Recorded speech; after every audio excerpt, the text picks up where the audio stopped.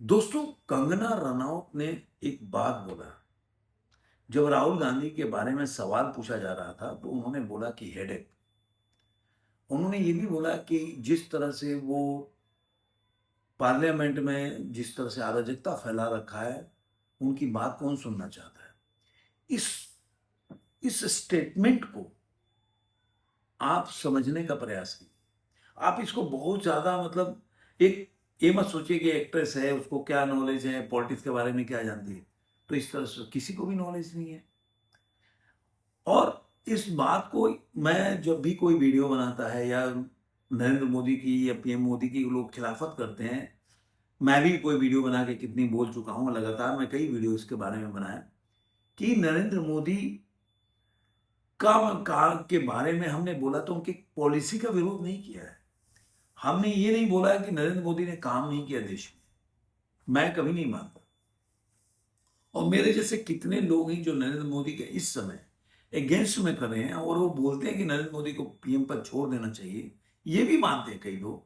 वो भी ये नहीं बोलते हैं कि पीएम मोदी काम नहीं किए, काम की वजह से उनको पद छोड़ने के लिए नहीं बोल रहे हैं। जिस तरह से वो निष्क्रिय दिख रहे हैं, हेल्पलेस दिख रहे हैं, लाचार दिख रहे हैं राहुल गांधी के सामने, ये मेरे जैसे और मेरे जैसे कई जो नरेंद्र मोदी को वोट देते रहे हैं और कई वोटर हैं। हम लोग बोलेंगे कि आप तो वोटर हो नरेंद्र मोदी के, पिद्दी मीडिया हो या गोदी मीडिया हो, ये सब बेकार का फालतू बात है। आप जो लगता है कि बंदा काम कर रहा है, आप अब आंकड़े अलग चीज होती हैं। तो लोग किसी को कुछ भी बोल सकते हैं, लेकिन बंदा हाईवे उठा लो। मैं तो देखता हूं कि कहीं भी जाता हूं, लाइटें भी रहती हैं गांव में और सड़कें भी दिखती हैं। बाकी चीजों तो छोड़ दीजिए आप। 70 साल में तो हमने सड़कें नहीं देखी गांव गांव में, और न किसी को ब्लॉग बनाते देखा है।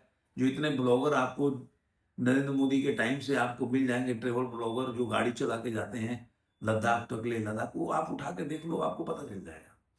घर लाइटें देख लो आप, इंटरनेट में लोग कैसे यूज करते। तो ये छोटी मोटी चीजें हैं। लेकिन सवाल ये उठता है कि हम विरोध किस लिए कर रहे हैं, या इनके जो समर्थक है विरोध क्यों करते हैं। इसलिए विरोध कर रहे हैं कि ये एक ऐसे व्यक्ति के सामने लाचार दिख रहे हैं जिसकी अपनी कोई अस्तित्व तो नहीं है, अपनी कोई पहचान नहीं है। अगर उनका नेहरू गांधी के हटा दिया जाए तो उससे कोई अपनी पहचान नहीं है।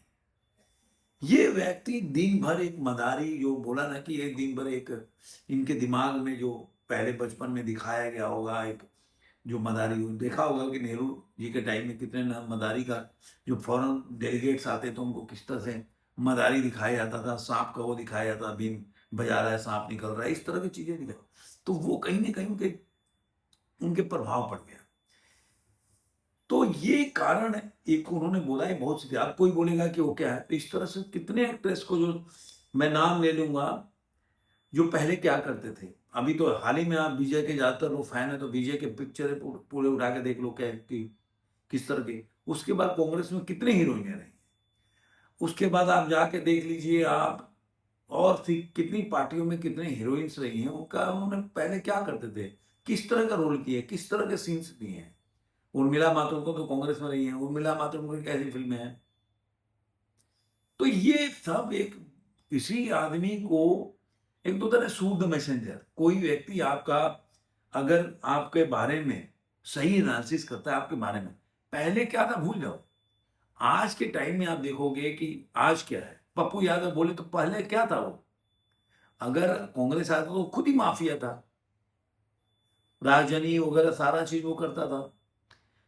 तो वो आज के टाइम में क्या कर रहा है, लोग पहले से तुलना करते हैं। लेकिन वो आज का मैं स्टेटमेंट भी उसको सही देना चाहिए कि मतलब वो एक धर्म के बारे में गलत बोलेगा, एक धर्म को बड़ाई करेगा। तो कहने का मतलब जो राहुल गांधी का व्यक्तित्व है उसको कंगना रनौत ने सही तरीके से, और धीरे धीरे देखिए कि पूरा कांग्रेस पार्टी राहुल गांधी के इसी आइडियोलॉजी में गिरफ्त होती जा रही है। एक टाइम था कांग्रेस में शिक्षित लोग होते थे, विरोध भी करते थे, जैसे कि मनीष तिवारी हो गए या कि कपिल सिब्बल हो, ऐसे लोग आपको दिखेंगे नहीं।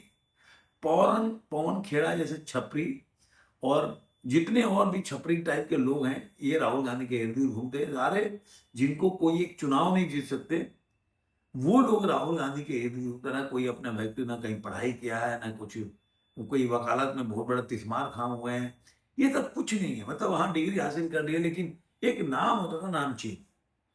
कपिल सिब्बल हो गए, मनु सिंह हो गए, इस तरह का आपने शीशा लेदर करते हुए उनको नहीं देखा होगा। वो मोदी जी का विरोध भी करते हैं, उनका हर चीज विरोध करते हैं और वो वोकल होते हैं, स्टेटमेंट देते हैं। लेकिन आप इस तरह से पार्लियामेंट के सामने खड़ा होकर मदारी दिखाना, ये कल्चर जो है, आपने क्या समाजवादी पार्टी में कभी विपक्ष में रहे हैं मुलायम सिंह यादव, कभी देखा है? क्योंकि जो व्यक्ति जमीन से जुड़कर और बाहर इतना स्ट्रगल करके मेहनत करके पार्टी को खड़ा करता है, लोगों में एक जागरूकता पैदा करता है, अपने प्रति विश्वास, और ये जागरूकता पैदा करता है कि भाई मैं ही तुम्हारा उत्थान कर सकता हूँ किसी भी वर्ग का। तो कभी किसी की भी वर्ग का अगर वो ये विश्वास पैदा कर दे कि मैं तुम्हारा उत्थान कर सकता हूँ, मैं तुम्हारे में जागरूकता पैदा कर रहा है कि तुमको इसके खिलाफ खड़ा होना है, तो वो चाहे लालू यादव हो चाहे वो, लालू यादव का मैं बहुत बड़ा वोकल तरह से विरोधी रहा हूं, लेकिन वो भी इस तरह से नहीं करता। लालू यादव को कभी नहीं देखे होंगे कि लालू यादव ऐसा कोई सड़क पे खड़ा होकर कोई ड्रामा कर रहे हैं। ये सब एक नया कल्चर हो गया है कि जो लोग इस तरह के, जिन्होंने कभी जमीन पर उतर के पॉलिटिक्स नहीं की, कभी कभी घर घर गए नहीं गए, केवल वो सोशल मीडिया पे ही लड़ रहे हैं और जेंजी जेंजी चिल्लाते रहते हैं, लेकिन लोग समझते हैं। मैं कह रहा हूं कि एक बार ये सीजेपी को चुनाव लड़ ही लेना चाहिए, उसकी हैसियत तो पता चले। ये कितना, मैं चाहता हूं, मेरी चैलेंज है सीजेपी से कि एक बार वो पार्टी बना के चुनाव लड़े और देखे कि उसकी क्या हैसियत है भारत के समाज में, कितने वोट परसेंट मिलते हैं। जिस तरह से जो एक आपने प्रशांत किशोर को देखा, वो सोचते थे कि मैं ही सबका चुनाव जिताता हूं, जब नरेंद्र मोदी को अगर प्रधानमंत्री बनाया तो मैंने ही बनाया। और ये धीरे धीरे उनके जो जो नरेंद्र मोदी के विरोधी हैं ये भी बोलने लगे, इसलिए उन्होंने खूब पैसा कमाया, चाहे कांग्रेस से हो या साउथ की पार्टियों से हो या बंगाल में हो। वो कुछ चुनाव जीते, कुछ हारे, मतलब हरवाए, लेकिन फिर भी उनके हर चुनाव जिताए वाले जो चीज है, जैसे बंगाल का चुनाव, उसको लोग याद रखते थे। लेकिन को आपने उत्तर प्रदेश में देखा होगा, जो खटिया वाला चलाए थे, वो सब फेल हो गया, लेकिन उसको लोग याद नहीं करते थे। लेकिन इसीलिए ईगो बढ़ जाता है, हाँ है, और चुनाव लड़ गए, उसके बाद देखिए उनकी पार्टी ये क्या था। अपना एक सीट छोड़ दीजिए, वो भी अगर यूजीसी वाला मामला नहीं होता तो शायद नहीं, तो अपना एक चुनाव छोड़ दीजिए, तो कहीं भी वो टिकते नहीं है। और यही मैं चैलेंज देता हूँ सीजेपी को भी, वो चुनाव लड़के देख लें तो बहुत जरूर है। अब राहुल गांधी के बारे में जो भी बोला, राहुल गांधी का एक्टिविटी उठाकर देखिए कि हम विरोध इसलिए करते हैं कि ये व्यक्ति एक पार्लियामेंट, जो जहां बहस का विषय है, जहां पे लोग ऐसे एमपी होते हैं जो अपने पहली बार आए होते हैं या अपने क्षेत्र का सवाल उठाते हैं पर क्वेश्चन आवर में, और एक डिबेट का विषय कोई, वो सिर्फ कुछ नहीं, ये मतलब ये खुश होता है कि आज पार्लियामेंट में काम नहीं हुआ, केवल 19 घंटा काम हुआ, सारा बंद हो गया, इसी को इसकी उपलब्धि समझता है।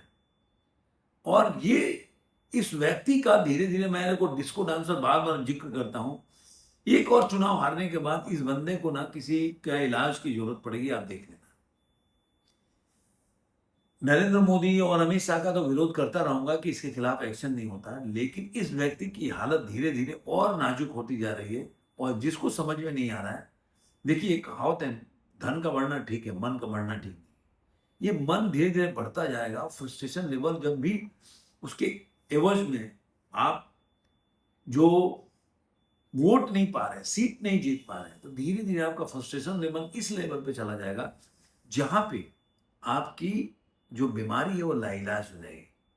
और तब देखिएगा, मैं इन लोगों से सवाल पूछूंगा जो आज देखते हैं, जो जितने भी आपने पत्रकार को देखा, मीडिया हाउसेज को देखा होगा, जिस तरह से वो बातें करते हैं, आज के टाइम में आपको लग जाएगा कि वो लोग इनके मन को बढ़ावा देते हैं। तो देखते हैं आपको ये वीडियो कैसा लगा, जरूर कमेंट बताइए, फिर मैं किसी और को आज